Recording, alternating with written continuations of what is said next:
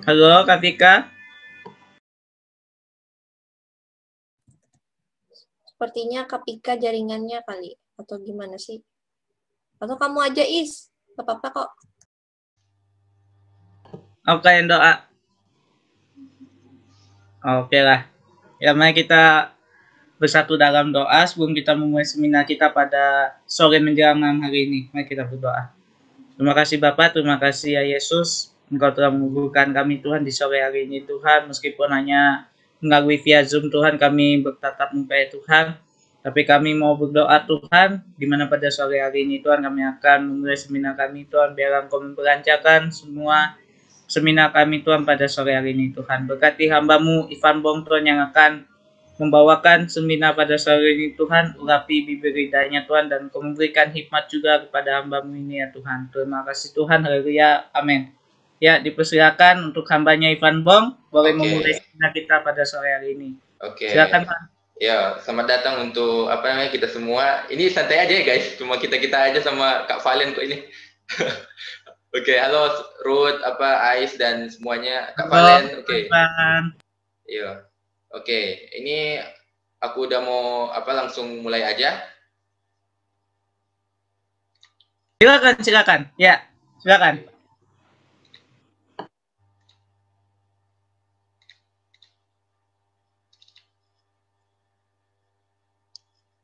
Oke, udah kelihatan, guys?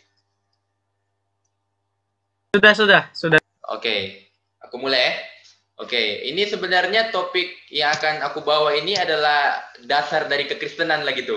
Jadi ini apa namanya? Kenapa itu Kak Valen angkat tangan?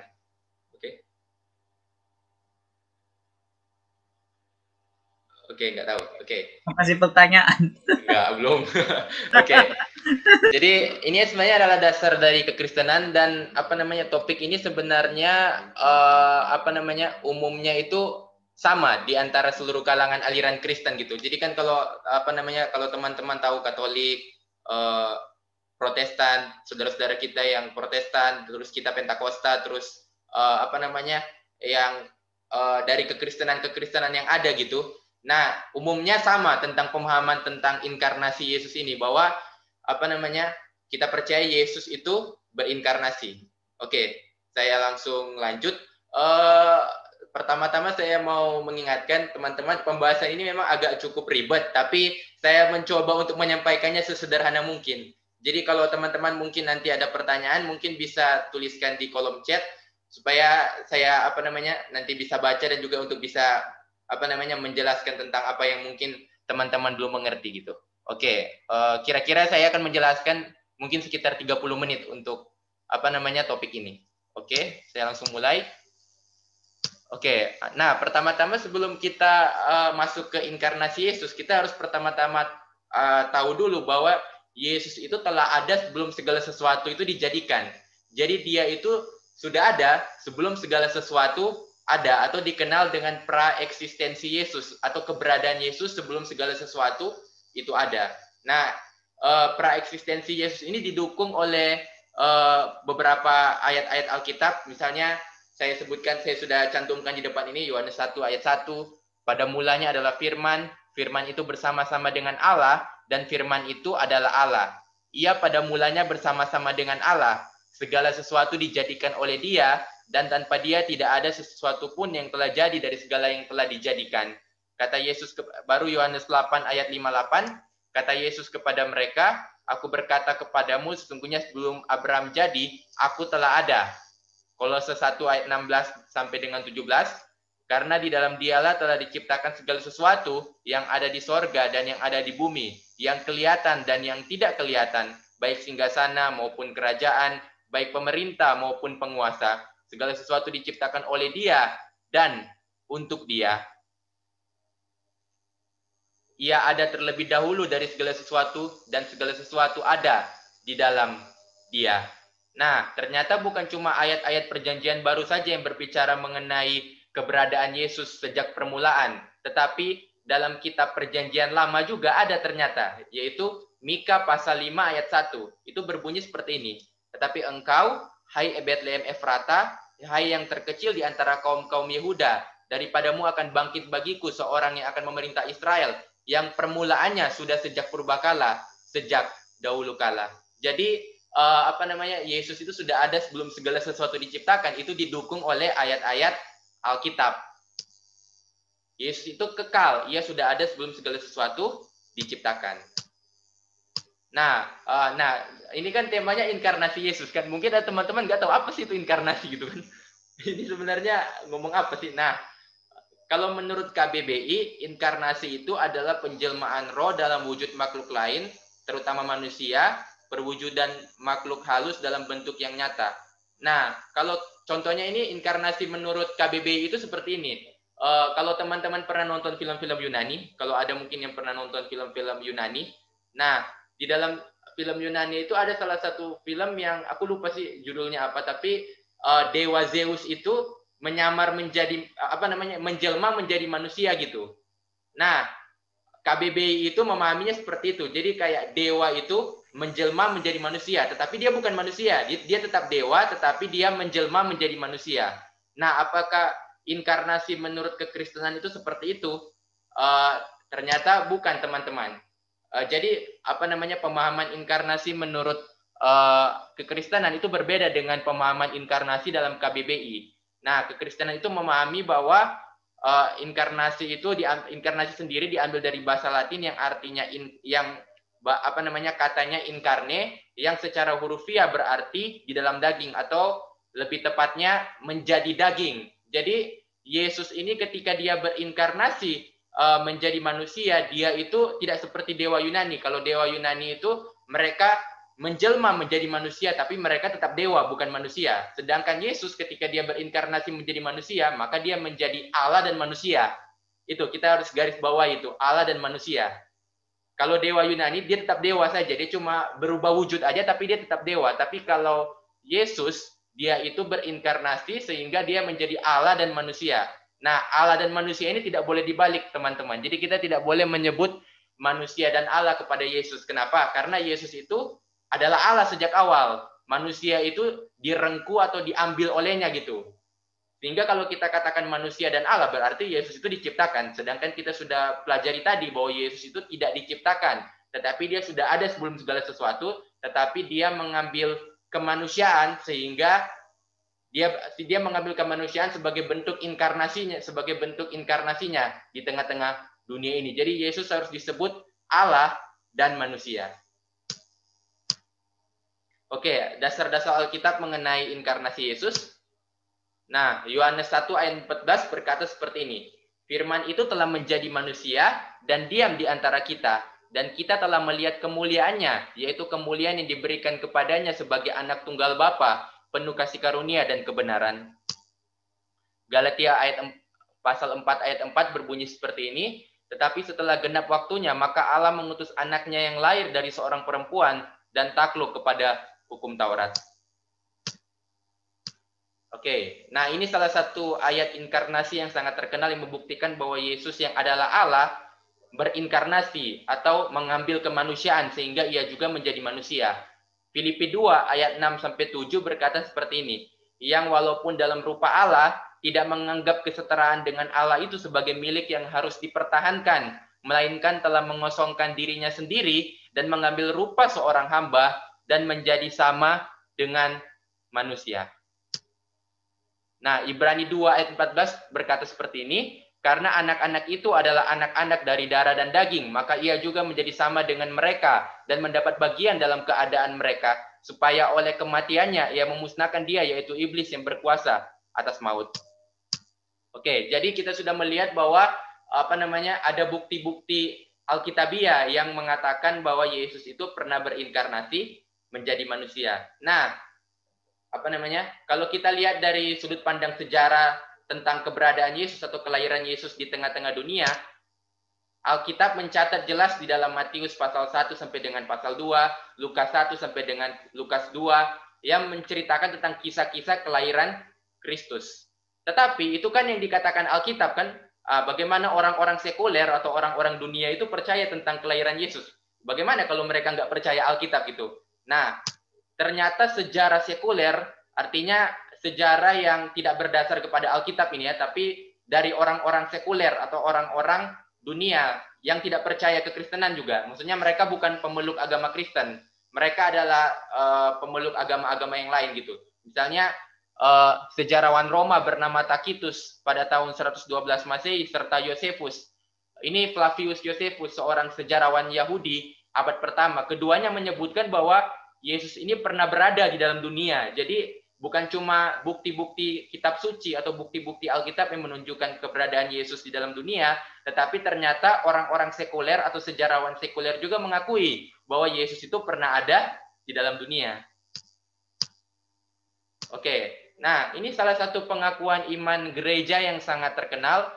Mungkin ini mungkin sesuatu yang baru mungkin bagi teman-teman sekalian yang baru mungkin karena ini memang tidak biasa disampaikan memang di gereja-gereja Pentakosta memang. Tapi saya akan membacakan pengakuan iman ini untuk membantu kita mengerti tentang apa itu inkarnasi Yesus.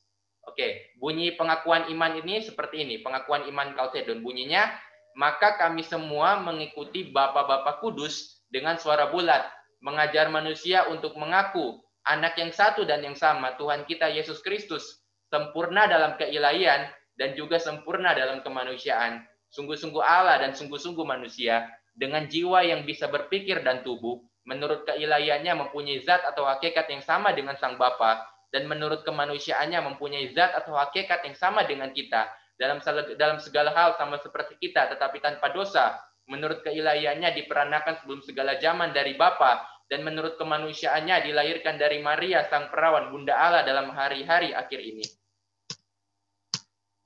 Ia adalah Kristus, anak Tuhan yang satu dan yang sama, satu-satunya yang diperanakan, mempunyai keberadaan dalam dua hakikat, tanpa percampuran, tanpa perubahan, tanpa perpecahan, tanpa perpisahan.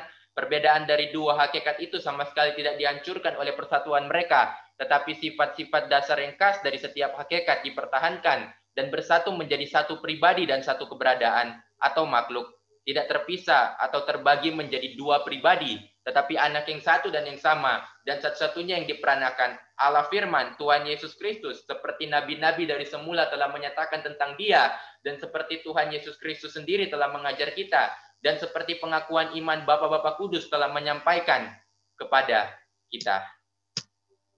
Oke, nah saya akan mencoba membahas tentang sifat dari inkarnasi Yesus ini. Nah, tadi kita sudah tahu, saya coba review sedikit bahwa inkarnasi Yesus itu kita sudah tahu tadi bahwa Yesus yang adalah Allah berinkarnasi menjadi manusia sehingga ia menjadi Allah dan manusia. Nah, pada saat dia berinkarnasi itu dia mengosongkan dirinya. Filipi 2 ayat 6-7 saya akan coba bacakan lagi, yang walaupun dalam rupa Allah tidak menganggap kesetaraan dengan Allah itu sebagai milik yang harus dipertahankan, melainkan telah mengosongkan dirinya sendiri dan mengambil rupa seorang hamba dan menjadi sama dengan manusia. Nah, kita perlu memahami kata mengosongkan ini. Nah, kata mengosongkan ini berasal dari bahasa Yunani kuno yang penulisannya ekenosen, atau akar kata dari ekenosen ini keno. Dari kata keno ini kita mengenal istilah dalam teologi yaitu kenosis yang berarti mengosongkan. Jadi kalau teman-teman pernah mendengar istilah kenosis, sebenarnya itu tidak langsung dari teks aslinya, tetapi itu adalah istilah teologi yang menunjukkan tentang untuk menjelaskan tentang pengosongan Yesus atau Yesus yang mengosongkan dirinya. Oke. Nah, teori kenosis ini ada dua. Oke. Kenosis tipe A itu percaya bahwa gini, ketika Yesus itu berinkarnasi menjadi manusia, jadi Yesus yang adalah Allah menjadi manusia, maka ia melepaskan sifat-sifat keilahiannya yang relatif, misalnya kemahatauan, kemahakuasaan, dan lain-lain, namun tetap mengenakan sifat-sifatnya yang imanen atau kudus, kasih, dan kebenaran. Oke, saya coba jelaskan yang lebih sederhana seperti ini sih. Jadi ketika Yesus yang adalah Allah, ketika dia menjadi manusia, dia itu tidak bisa maha tahu, dia tidak bisa maha kuasa, tetapi dia bisa penuh kasih, dia bisa kudus, dia bisa mengerti kebenaran dan lain sebagainya, tetapi dia tidak punya sifat-sifat ilahi yang seperti maha tahu, maha kuasa. Nah, kenosis tipe A itu mempercayai seperti ini.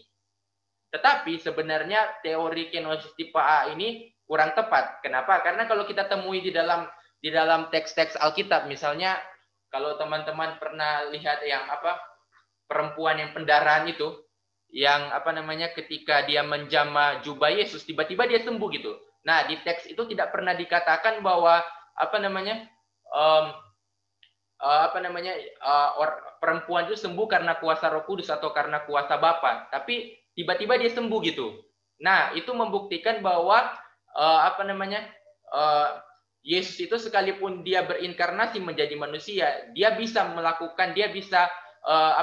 tetap maha kuasa, tetap memiliki kuasanya gitu. Dia tetap bisa menyembuhkan sekalipun dia menjadi manusia. Dan ada juga teks-teks yang menunjukkan bahwa Yesus itu menyembuhkan orang buta, orang lumpuh, bahkan membuat orang yang tuli mendengar. Nah, itu semua dilakukan dengan kuasanya. Walaupun memang ada teks-teks serupa di dalam Lukas, itu sempat ada yang mengatakan bahwa Yesus menyembuhkan dengan kuasa Roh Kudus. Yes, itu juga ada beberapa teks berbicara seperti itu, tapi ada teks-teks lain yang berbicara bahwa Yesus menyembuhkan atau melakukan perbuatan-perbuatan ajaib itu dengan kuasanya sendiri. Nah, yang benar itu adalah kenosis tipe B. Itu seperti ini. Ketika Yesus berinkarnasi, artinya Yesus yang adalah Allah berinkarnasi menjadi manusia, ia menyelubungi atau menyembuhkan atau menyembunyikan atau membatasi penggunaan bebas dari sifat-sifat keilahiannya yang relatif, yaitu kemahatauan, kemahakuasaan, kemahadiran, dan lain-lain. Tetapi sifat-sifat keilahiannya yang imanen, yaitu kekudusannya, kasihnya, kebenarannya, tidak disembunyikannya. Oke, sederhananya seperti ini, teman-teman. Jadi ketika Yesus yang adalah Allah itu berinkarnasi menjadi manusia, dia bisa melakukan seluruh perbuatan-perbuatan ajaib, dia bisa menunjukkan kuasa kesembuhannya, bisa menunjukkan kemahatauannya, dan lain sebagainya. Tetapi dia memilih untuk membatasi dirinya atau menyembunyikan hal itu supaya dia bisa hidup sama seperti manusia. Jadi bukan berarti dia tidak bisa, tetapi dia bisa, tapi dia memilih untuk tidak menggunakannya dan menggunakannya secara sesuai dengan keinginannya pada saat-saat tertentu saja. Oke, ini tadi kita sudah melihat contohnya. Oke, seorang pemikir Kristen bernama Walford itu mengatakan seperti ini. Tindakan kenosis dapat dengan tepat diartikan bahwa Kristus tidak melepaskan satupun sifat ilahinya, tetapi bahwa ia dengan rela membatasi penggunaan bebas sifat ilahi tersebut sesuai dengan tujuannya untuk hidup di antara manusia dengan segenap keterbatasan mereka. Oke, kita masuk kepada sifat inkarnasi Yesus yang kedua, yaitu Yesus menjadi sama dengan manusia. Nah, ayat yang berbicara mengenai Yesus yang menjadi sama dengan manusia itu ada di dalam Filipi 2 ayat 7 yang berkata seperti ini. Sekalipun ia tetap dalam rupa Allah, ia kini menjadi sama dengan manusia. Nah, jadi ketika Yesus ini memang Allah, tapi dia berinkarnasi menjadi manusia sehingga dia itu bisa lapar, haus, lelah, menderita, disakiti, dianiaya, bisa merasakan semua yang dirasakan oleh manusia, bisa merasakan semua yang dirasakan oleh manusia pada umumnya. Oke, ini saya akan coba untuk membantu teman-teman untuk mengerti tentang manusia. Saya akan coba menggunakan pendekatan filosofis. Ini mungkin agak sedikit ribet ya. Oke. Common property manusia ini adalah hal-hal yang ada pada manusia secara umum. Sedangkan essential property adalah hal-hal yang harus dimiliki oleh manusia. Oke. Apa yang umumnya dimiliki oleh manusia? Dosa kan? Tetapi apakah dosa itu harus dimiliki manusia? Saya kira tidak. Kenapa? Karena buktinya waktu Adam dan Hawa diciptakan mereka tidak langsung berdosa kan? Tapi karena pilihan mereka sehingga mereka berdosa. Jadi dosa itu bukan sesuatu yang harus dimiliki manusia, tetapi karena Adam dan Hawa memilih untuk memakan buah pohon pengetahuan sehingga mereka jatuh dalam dosa. Hidup lalu mati. Apakah kematian adalah sesuatu yang harus dimiliki manusia? Jawabannya tidak. Buktinya Elia dan Henokh, teman-teman bisa cek dalam kitab Kejadian maupun dalam kitab 1 Raja-Raja, mereka tidak mati. Justru mereka angkat. Jadi kematian itu bukan sesuatu yang sifatnya harus dimiliki manusia, tetapi umumnya memang dimiliki oleh manusia. Memiliki 2 tangan atau 2 kaki. Nah, kalau teman-teman lihat misalnya orang-orang yang mengalami cacat secara fisik, misalnya Nick Vujicic, kalau teman-teman tahu yang dia tidak punya tangan dan kaki. Nah, dia bisa lahir secara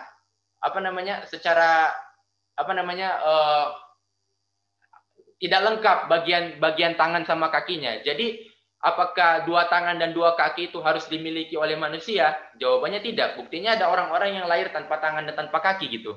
Nah, tapi ada hal-hal yang harus dimiliki manusia. Apa itu? Tubuh. Tubuh itu harus dimiliki manusia. Apalagi? Jiwa atau roh. Kita semua pasti punya jiwa atau roh. Apalagi? Rasio moral atau pikiran. Kita pasti punya pikiran, sekalipun orang itu mengalami keterbelakangan mental, sekalipun orang itu mengalami segala keterbelakangan yang ada, segala disabilitas yang ada, tetap dia pasti bisa berpikir. Nah, oke. Dari tadi kita bisa mengetahui bahwa sekalipun Yesus yang adalah Allah, dia berinkarnasi menjadi manusia, maka Yesus itu tidak bisa berdosa. Kenapa? Karena Yesus itu mengambil kemanusiaan, tetapi pada dasarnya dosa bukanlah sesuatu yang sifatnya harus dimiliki manusia, sehingga Yesus tidak bisa berdosa, dan itu sesuatu yang karena sifat-sifat manusianya itu tunduk kepada sifat-sifat keilahiannya. Oke, nanti kalau teman-teman akan bertanya, nanti saya akan coba untuk menjelaskan lebih lagi, karena memang itu sesuatu yang sangat ribet. Oke, analogi dari dunia olahraga. Nah, ini saya akan coba untuk membantu teman-teman untuk memahami tentang inkarnasi Yesus ini dari dunia olahraga. Nah, coba teman-teman itu membayangkan seorang pelari tercepat di dunia yang salah satu kakinya diikat dengan pelari lainnya. Misalnya, salah seorang pelari tercepat di dunia misalnya. Misalnya dalam satu lapangan, teman-teman bisa membayangkan lapangan lari. Nah, dia itu bisa berputar satu lapangan itu dalam waktu 30 menit. Ketika kedua kakinya itu bisa dia gunakan. Tetapi ketika tiba-tiba kakinya itu salah satu kakinya itu diikatkan dengan pelari yang lain gitu. Nah, otomatis kan nggak mungkin dia bisa berlari satu putaran selama 30 menit. Nah, karena kakinya diikat, jadi dia akan berlari untuk menempuh satu putaran itu selama mungkin 1,5 jam. Kenapa? Karena kakinya diikat gitu. Jadi sebenarnya dia bisa untuk berlari dengan kecepatan yang cepat, hanya atau sampai satu putaran itu 30 menit, tetapi karena dia memilih untuk kakinya diikat, sehingga dia sampainya 1,5 jam untuk satu putaran. Nah, ilustrasi lainnya dari dunia tinju, kalau ada teman-teman suka tinju, nah di sebelah ini mungkin ada yang tahu. Nah, ini salah satu petinju juga. Saya juga kalau nggak salah namanya Manny Pacquiao, kalau nggak salah. Aku juga agak-agak lupa. Tapi misalnya taruhlah dia ini Manny Pacquiao. Nah, kalau di dalam tinju itu kan ada beberapa ronde gitu kan. Aku juga kurang ingat ada berapa ronde untuk kalau tinju gitu. Nah, kita misalkan saja gitu. Nah, Manny Pacquiao ketika dia bisa menggunakan 2 tangannya, maka dia bisa menyelesaikan pertandingan tinju hanya dalam waktu 4 putaran. 4 putaran dia pasti bisa selesai karena dia menggunakan 2 tangannya. Tetapi kalau kita bayangkan bahwa Manny Pacquiao ini hanya menggunakan 1 tangannya gitu. Terus dia harus melawan orang yang menggunakan 2 tangannya. Nah, sebenarnya kan dia bisa menggunakan 2 tangannya untuk melawan orang itu dan menang dalam waktu berapa tadi? Dalam waktu 4 putaran. Tetapi karena dia merelakan untuk salah satu tangannya itu tidak digunakannya, sehingga dia akan menang dalam waktu mungkin sekitar 10 putaran. Tapi kan sebenarnya dia bisa, tetapi dia memilih untuk tidak menggunakan tangannya. Jadi kira-kira untuk memahami inkarnasi Yesus itu seperti itu. Oke. Kita akan masuk alasan mengapa Yesus itu berinkarnasi. Alasan yang pertama adalah untuk mengukuhkan janji-janji Allah. Teman-teman bisa cek di dalam Roma 15 ayat 8 sampai 12. Terus alasan yang kedua adalah untuk menyatakan Bapa.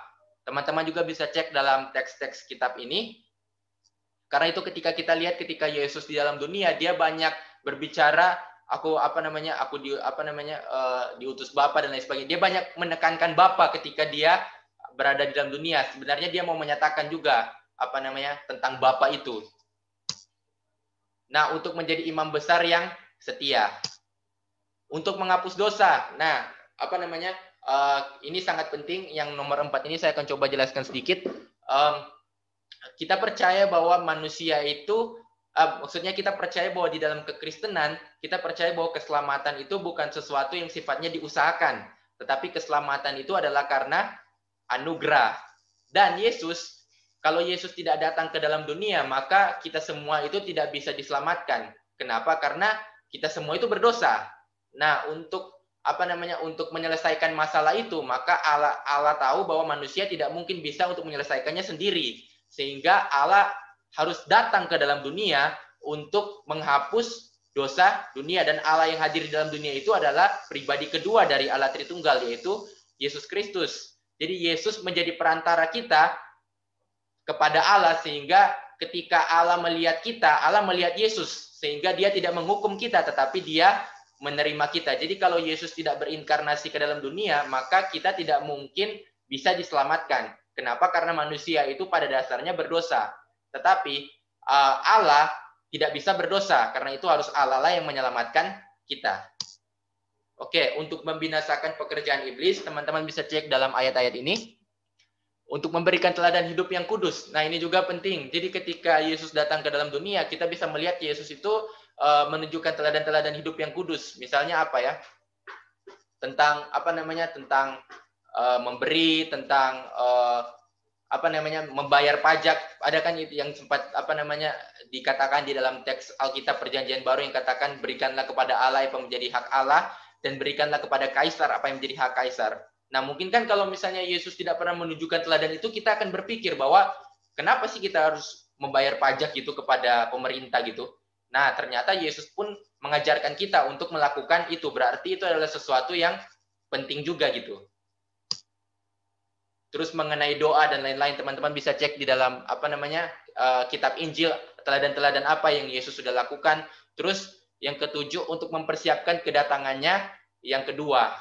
Nah, kita tahu bersama bahwa kedatangan pertama Yesus memang sebagai penebus dosa kita, tetapi sebagai penebus kita, dia menebus kita dari dosa. Tetapi kedatangan kedua Yesus adalah sebagai hakim yang akan mengadili seluruh dunia. Jadi ketika dia datang pertama kali, sebenarnya dia juga mempersiapkan kedatangannya yang kedua. Oke, ada pandangan-pandangan lain mengenai pribadi Yesus. Nah, ini ada yang disebut dengan Arianisme.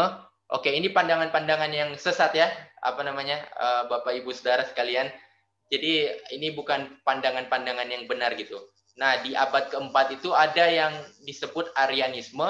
Itu percaya bahwa Bapa saja yang adalah Allah. Anak itu praeksisten mengatasi semua ciptaan yang lain. Jadi anak itu diciptakan. Ada waktu di mana dia tidak ada. Jadi Arianisme ini percaya seperti ini.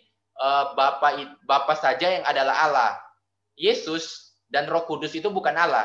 Yesus itu ciptaan Allah yang mulia. Dia diciptakan sebelum segala sesuatu ada. Tetapi dia ciptaan, bukan Allah.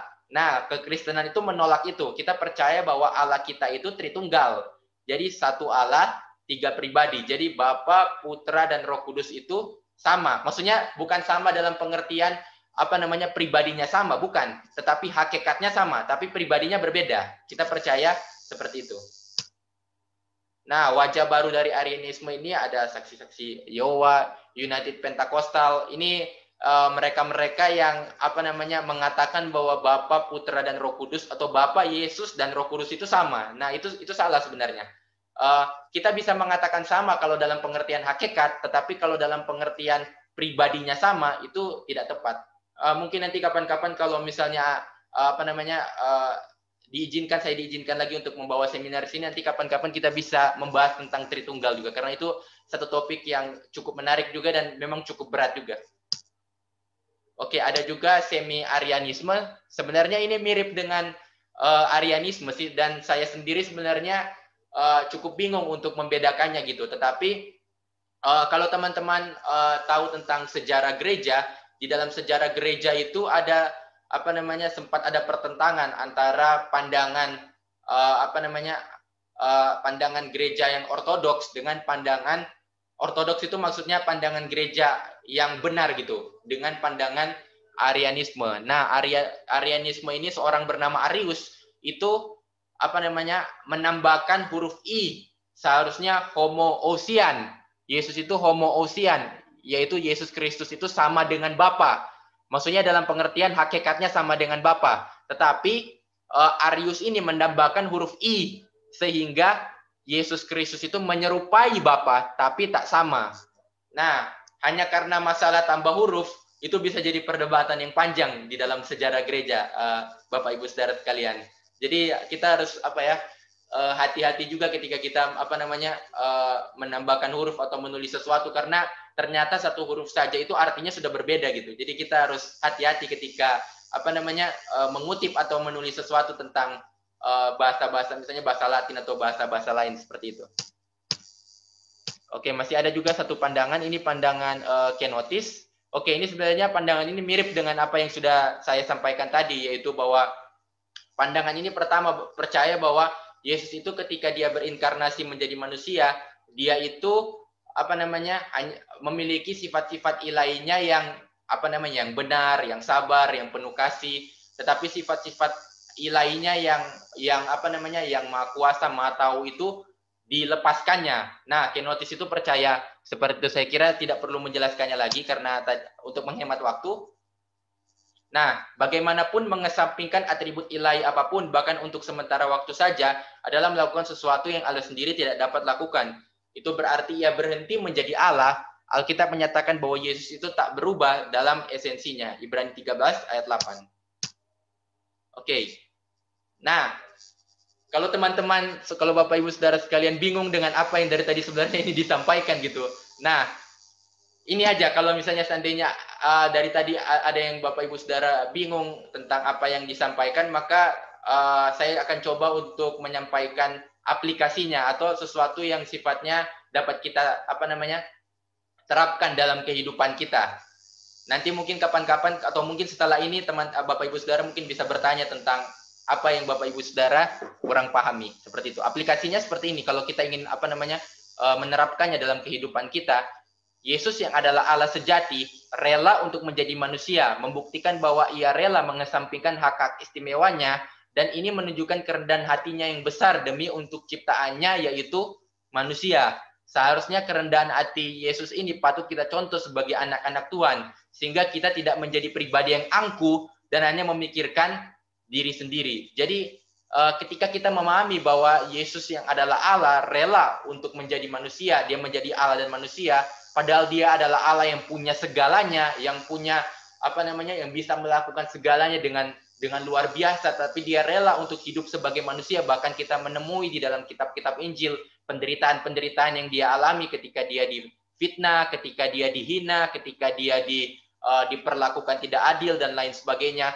Nah, sebenarnya semua itu menunjukkan kerendahan hatinya, dan kita sebagai anak-anaknya seharusnya patut mencontohi apa yang sudah dilakukan oleh Yesus. Yesus saja yang adalah Allah rela melakukan hal yang seperti itu. Masa sih kita yang hanya sekedar manusia, yang hanya sekedar ciptaan, tidak mau menjadi rendah hati. Jadi aplikasi daripada seminar ini adalah kerendahan hati. Jadi marilah sama-sama kita menuruti atau mengikuti teladan Yesus, bahwa Yesus rela untuk merendahkan hatinya, untuk merendahkan dirinya, maka kita pun sebagai anak-anaknya, sebagai tebusannya, juga ingin mau untuk merendahkan hati kita.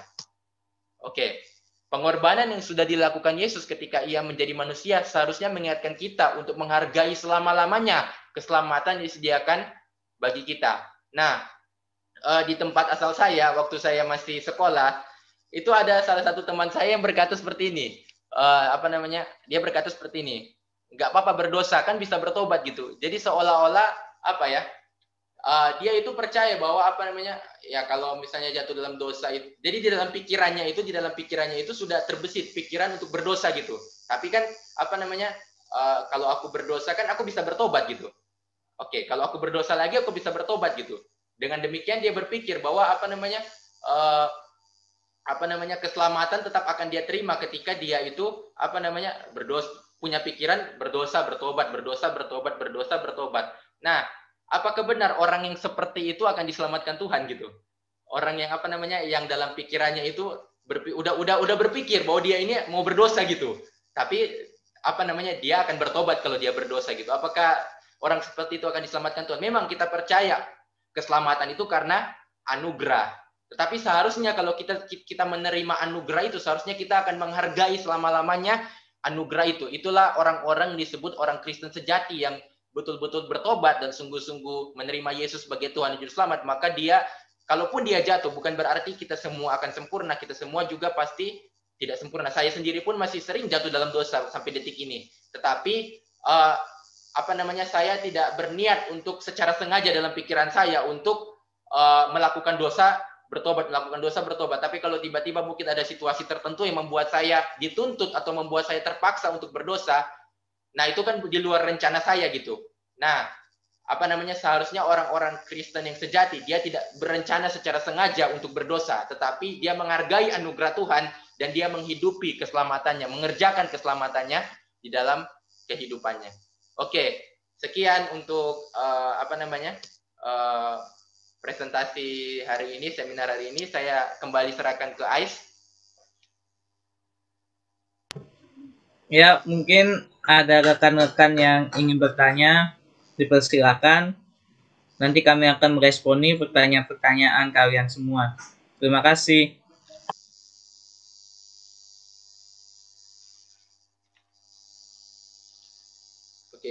Oke, tadi kalau misalnya seandainya teman-teman bingung apa yang disampaikan tadi, maka intinya seperti ini. Yesus yang adalah Allah itu berinkarnasi menjadi manusia. Jadi Yesus itu adalah Allah dan manusia. Itu intinya. Yesus sempurna dalam keilahian, dia sempurna Allah, tapi dia juga sempurna manusia. Oke.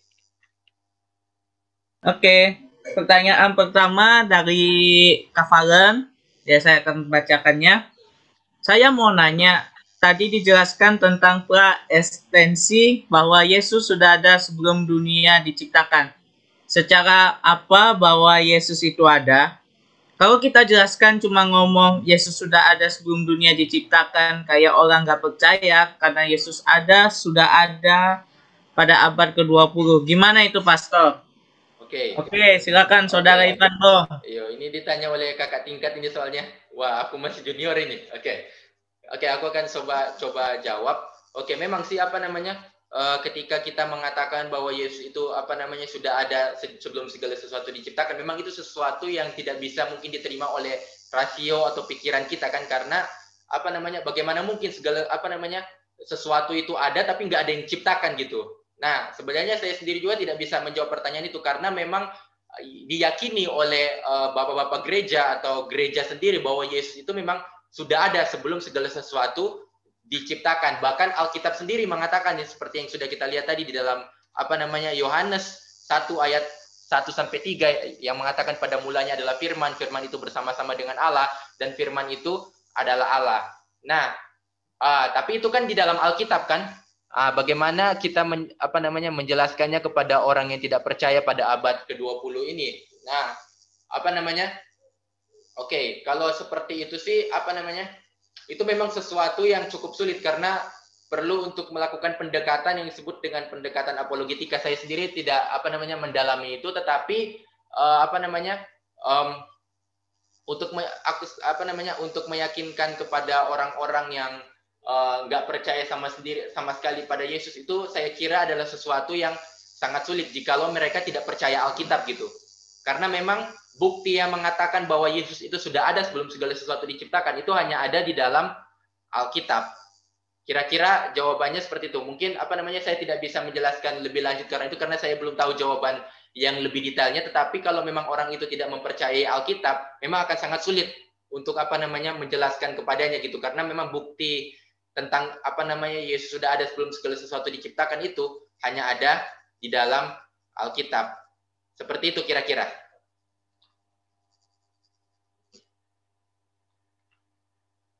Gimana, Ais?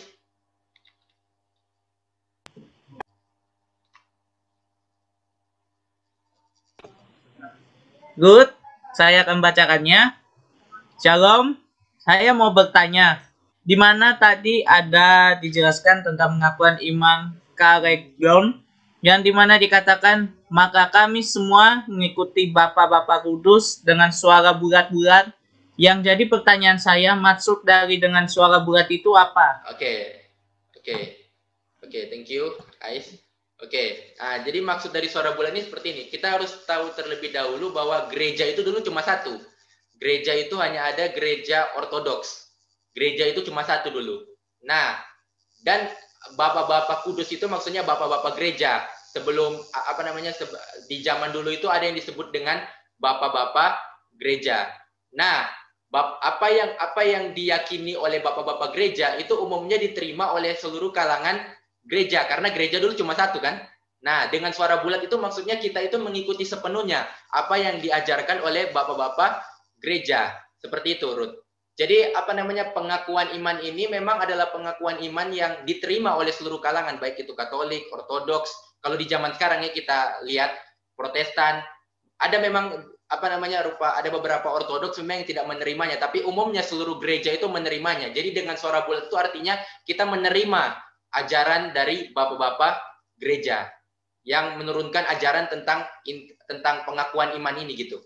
Jadi kita mengikuti atau menerima menerima secara keseluruhan. Dengan suara bulat artinya menerima secara keseluruhan apa yang disampaikan atau yang diajarkan oleh Bapak-Bapak gereja. Seperti itu, Ruth, kira-kira.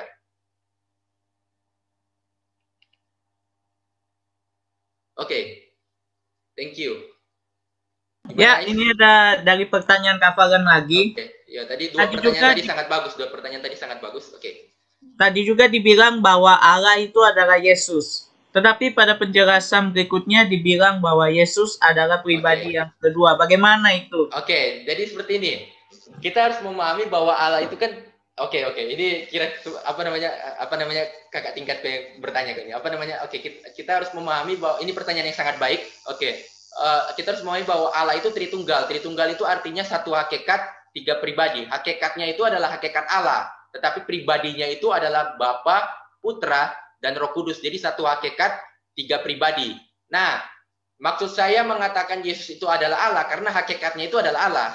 Tetapi kenapa saya mengatakan dia pribadi kedua? Karena dia itu pribadi kedua dari Allah Tritunggal. Jadi Allah Tritunggal itu Bapa, Putra, Roh Kudus. Mereka itu memiliki satu hakikat, yaitu Allah. Jadi maksud saya seperti itu, Kak Valen. Pertanyaan yang bagus. Ais, gimana Ais? Ya, Ivan. Ya. Yo, gimana? Ada pertanyaan atau gimana? Diskusi? Masih belum ada, bro. Oke. Yo, seperti itu.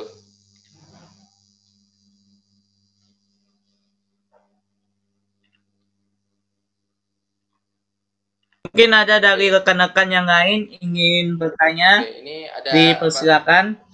Yang mungkin ada tadi baru hadir, ada Majesty, Aderio, Jeremy, sama Kak Wina. Selamat datang. Ini ada pertanyaan lagi dari Kak Valen. Tapi kalau bilang pribadi ya, kalau pribadi sih lebih tepatnya ada fungsinya. Berarti dari ketiga ini ada 3 fungsi dong. Coba saya lihat. Tapi kalau bilang pribadi ya, kalau pribadi sih lebih tepatnya ada fungsinya. Berarti dari ketiga ini ada 3 fungsi dong.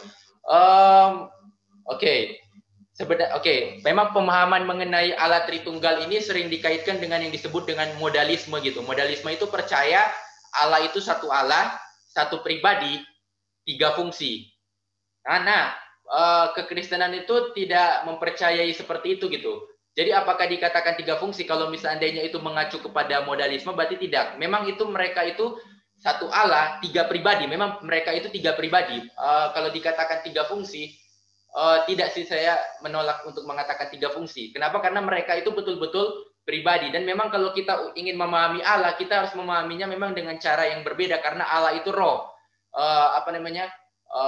Pak Gani sempat menjelaskan tentang apa namanya sesuatu yang fisikal atau sesuatu yang sifatnya materi, itu kita akan apa namanya misalnya kalau 3 kan berarti misalnya ada apa namanya ada 3 pensil itu kan materi kan, atau ada 3 pena. Nah kita kan melihat itu 3 karena penanya itu ada 3 gitu. Tetapi kalau sesuatu yang sifatnya metafisik berupa misalnya roh, nah itu tidak bisa menggunakan pendekatan yang seperti itu gitu. Memang ini sesuatu yang melampaui rasio memang, dan memang apa namanya sesuatu yang sangat sulit memang untuk dipahami. Tetapi apakah dikatakan mereka punya 3 fungsi? Kalau seandainya pertanyaan itu mengacu kepada modalisme, maka tidak. Karena memang Allah Tritunggal itu adalah satu Allah, 3 pribadi, satu hakikat, 3 pribadi. Kira-kira seperti itu, Kak Valen. Mudah-mudahan menjawab. Gimana?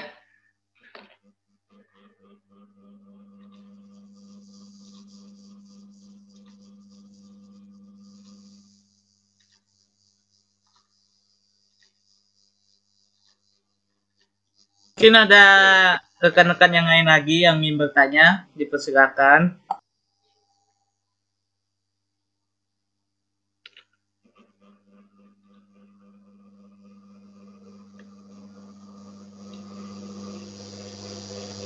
Oke. Gimana, Ais? Oke, itu ada pertanyaan dariku, bro. Di kolom chat. Oh, itu kayaknya Kak Valen dulu. Oh, iya itu enggak gede. Memberikan respon Kak Valen. Memang membahas tentang Allah Tritunggal itu tidak akan ada habisnya, tapi Kak Valen mencoba menjawab sangat baik. Asik, thank you, Bos. Oke, gimana Ais pertanyaanmu? Itu pertanyaanku itu.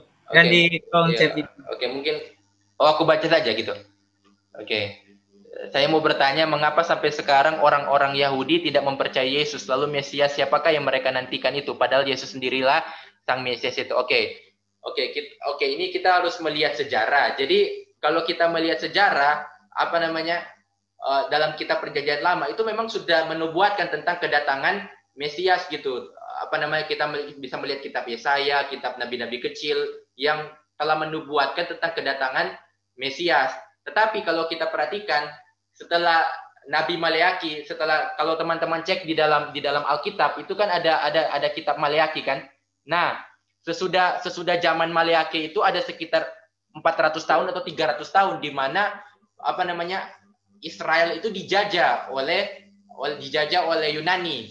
Nah, karena penjajahan itu apa namanya pemahaman mereka mengenai Mesias itu mulai bergeser. Jadi mereka itu mulai meyakini bahwa Mesias yang akan menyelamatkan mereka itu adalah seorang bisa dibilang seorang raja, seorang yang perkasa, seorang yang bisa membebaskan mereka secara fisik gitu.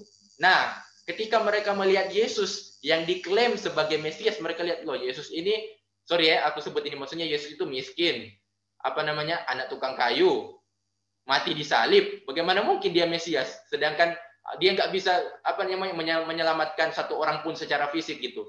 Nah, jadi dengan demikian itu mereka menolak Mesias karena seperti itu, karena mereka meyakini Mesias yang membebaskan mereka secara fisik. Padahal Mesias yang Mesias yang akan datang itu kalau kita meneliti dengan baik kitab Perjanjian Lama bukan seperti itu. Tapi Mesias yang dinantikan itu adalah Mesias yang membebaskan mereka dari secara rohani gitu, membebaskan mereka dari dosa-dosa mereka gitu. Kira-kira seperti itu, Ais. Jadi makna dari kira-kira pemahaman mereka mengenai Mesias itu telah tergeser ketika Yunani menjajah mereka. Seperti itu. Oke, terima kasih Bro Ivan untuk respon pertanyaannya, Bro. Dan ini ada pertanyaan dari Kak Valen lagi.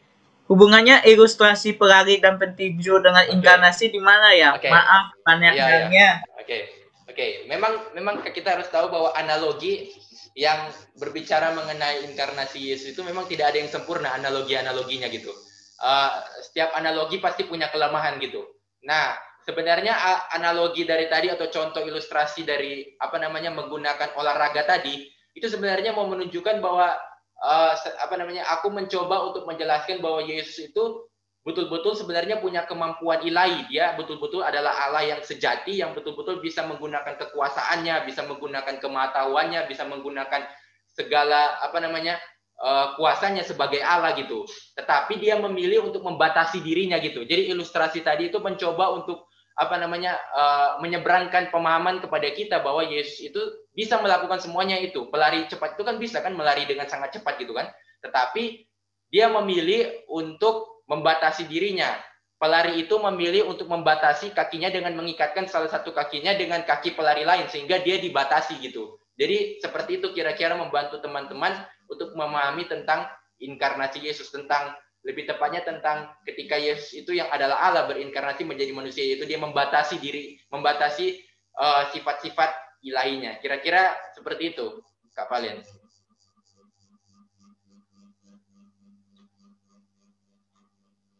Oke. Gimana, Ais? Mungkin ada dari yang rekan-rekan yang lain selain Kak Valen mungkin yang ingin bertanya, silakan.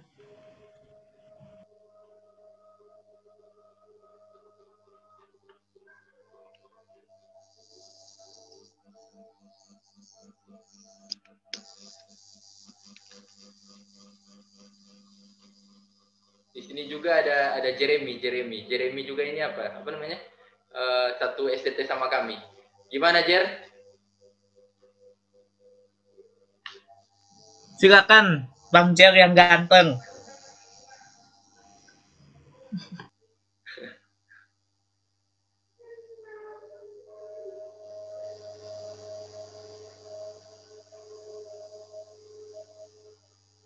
Oke. Mungkin kayaknya sudah nggak ada pertanyaan lagi, Ais, kayaknya.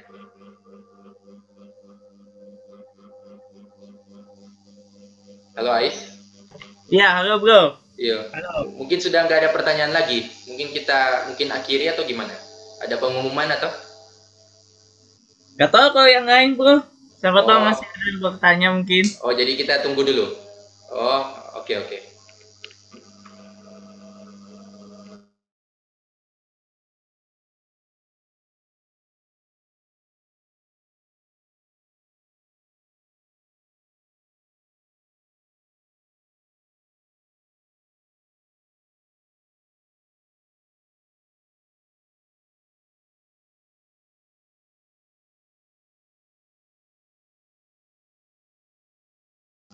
Mungkin kalau ada yang mau buka videonya dan mau ngobrol juga nggak apa-apa sih ini. Oke. Oh, ini ada pertanyaan lagi. Pertanyaan dariku bro. Oh, respon katanya dari siapa? Dari Kak Valen itu ada respon, Ais. Oh, mana ini? Itu. Apa namanya? Oke, saya akan bacakan. Bagus pembahasannya, cuma harus diperdalam lagi mengenai inkarnasi Yesus. Dan dilihat dari pandangan-pandangan dari para tokoh-tokoh abad 19 ataupun abad ke-20 supaya bisa lebih kokoh lagi. Oke. Siap bos, aman. Thank you. Oke bro, itu ada pertanyaanku lagi bro. Oke, pertanyaanku hampir mirip dengan Ruth. Apakah pengakuan iman Chalcedon masih digunakan kalangan gereja-gereja ortodoks saat ini? Oke. Kalau dikatakan masih digunakan, ya masih, karena itu memang adalah pengakuan iman gereja sejak awal gitu. Tapi memang tidak semua ortodoks meyakininya. Ada kapan hari beberapa waktu lalu ada seorang yang namanya Pak Wilson dari STT Saat. Dia sempat membawa topik tentang inkarnasi Yesus dan dia sempat mengatakan bahwa ada beberapa dari kalangan gereja ortodoks yang menolak tentang pemahaman yang ada di pengakuan iman Chalcedon, tapi nggak semua ortodoks. Ada gereja ortodoks yang masih menerima, tapi ada yang masih tidak menerima lah gitu. Seperti itu. Gitu Ais, kira-kira. Oke Bro Ivan, terima kasih buat pertanyaan. Terima kasih buat respon jawabannya. Iya. Nggak, ini kan cuma santai. Oke, ini kayaknya sudah apa ini kayaknya Ais? Mungkin udah nggak ada yang nanya mungkin.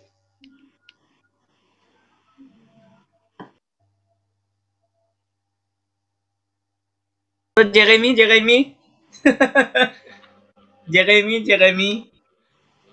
Kayaknya dia cuma pasang Zoom lalu tidur kayaknya. Enggak.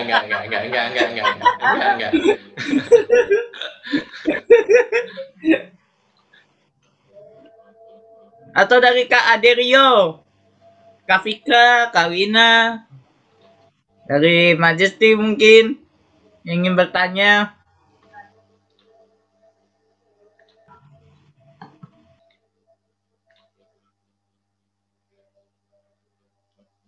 Atau mungkin malah bingung atau malah pusing, jangan-jangan.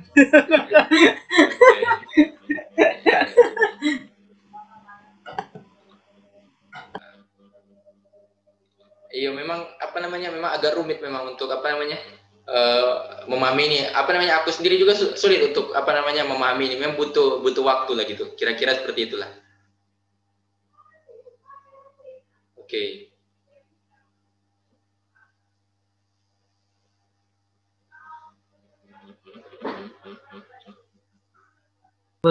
Ini Oh, siapa itu? siapa ya ini ya? Baru connecting to audio dia. Siapa ya ini ya? Nggak ada namanya ini. Oke.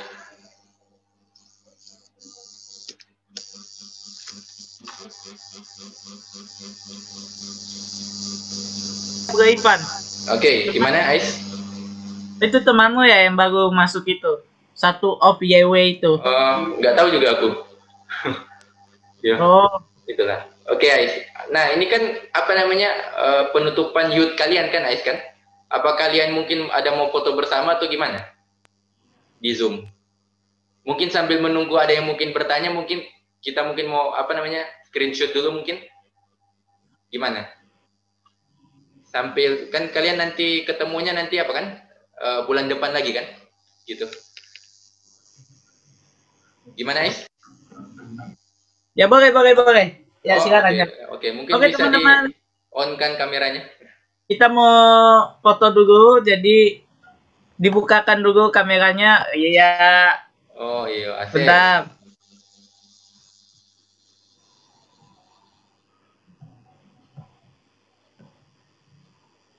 Oke. Oke. Oke. Gimana Majesty dan yang lain? Oke. Oke. Kak Vika gimana? Kak Wina, Kak Palen gimana ini? Kayaknya Kak Bang Jer. Vika, anu deh, tuh. Jaringannya katanya tadi. Oke. Berarti yang ada aja ya berarti? Iya. Oke. Itu yang baru masuk itu coba kenalan dulu. Oh iya, siapa tahu. Oh ini Bang Jer. Satu of YW. Oke, halo. Siapa? Yang Halo. satu Ya, boleh kenalan? Iya. Soalnya namanya nggak ada di sini. Iya, mungkin Iya. boleh apa? Perkenalkan diri. Iya.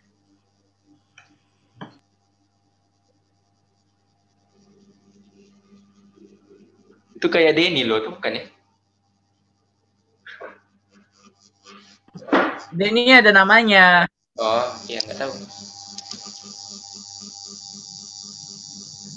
Ya, buat yang lain boleh hidupkan Oke. kamera. Ya mungkin kita akan segera apa dulu? Buat apa namanya? Screenshot. Oke. Oke, Bang Jer gimana Bang Jer? Mau tunjukkan kamera atau? Dia sudah buka kamera itu. Oke, aku screenshot ya. Siap-siap. 1, 2, 3. Oke, ganti gaya. 1, 2, 3. Oke, nanti ku kirimkan ke Ais. Apa namanya screenshotnya. Oke. Oke, siap. Ruth, nanti rekamannya itu dibentukkan kayak Google Drive ya. Iya. Oke, thank you. Ini udah berakhir gitu. Oke. Ini gimana, Ais? Udah kayaknya ini udah nggak ada yang tanya, Ais. Gimana ini? Ketika mungkin yang muncul. satu off Mungkin YW kalian itu. mungkin ingin ngobrol juga nggak apa-apa, soalnya Zoom ini nggak terbatas. Jadi kalau iya, selesai apa ini kalian mau ngobrol juga nggak apa-apa sih. Kapalan. Yang sudah SPH boleh perkenalkan diri. Oh, itu aku nggak tahu ya, Ais. Kapalan. Itu yang baru masuk itu siapa sih ya? Nggak tahu aku, nggak ada fotonya juga itu. Satu off YW itu. Siapa ya? Mungkin Iya, ada yang ada lihat yang waktu ikut kalian banget, waktu kalian apa namanya masukkan di story mungkin ya. mungkin lalu tiba-tiba dia ikut gitu. Temanmu Bong itu, satu off YW. Kurang tahu juga. Coba kenalan Coba. yang Oh, lain. soalnya gelap, Iya. kameranya gelap soalnya. Mungkin dia nggak Ini dengar. kurang Coba. jelas. Oh iya, bentar. Ini kalau udah berakhir, kita tutup aja dulu dalam doa, baru nanti di sesi Iya, terakhir. supaya yang lain mungkin bisa apa? Ya, tutup dulu, nanti baru selesai kita doa, kita berbincang-bincang gitu. Oke, yo. Bung, Ya. siapa ini ya? Oh, Bayu ya, Bayu Jioji. halo Mas Gugus. Halo, gimana? Oh iya, temanku. Mas Gugus ini bisa buka kamera, Mas? Maksudnya bisa buka audio?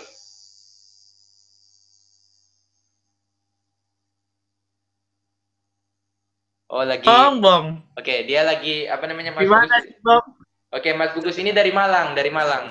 Oh, ini bisa. Mungkin mau perkenalkan nama Mas Gugus. Silakan.